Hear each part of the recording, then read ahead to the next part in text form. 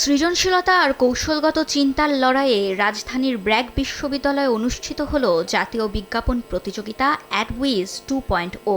ব্র্যাক বিশ্ববিদ্যালয়ের উদ্যোগে আয়োজন করা হয় এই প্রতিযোগিতার।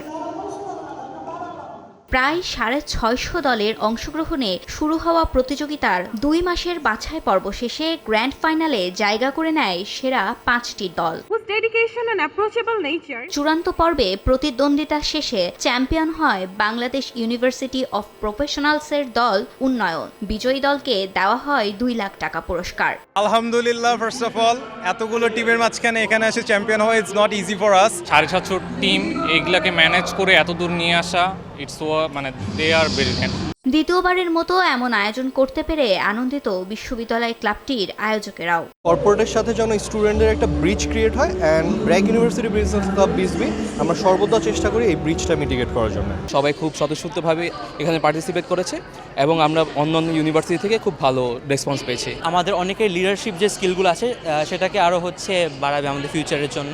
এ ধরনের আয়োজন শিক্ষার্থীদের সৃজনশীলতা, কৌশলগত চিন্তাভাবনা ও উদ্ভাবনী সক্ষমতাকে আরও শানিত করবে বলে মনে করেন বিচারকেরাও। অ্যাডভার্টাইজমেন্ট একটা প্রেজেন্ট করেনি, তার একটা আইডিয়া প্রেজেন্ট করেছে যেটা ওদেরকে সামনের দিকে যে কোনো স্টুডেন্টদেরকে ওদেরকে ভবিষ্যতে রিয়েল লাইফে কম্পিট করার জন্য ভালো একটা প্ল্যাটফর্ম তৈরি করেছে।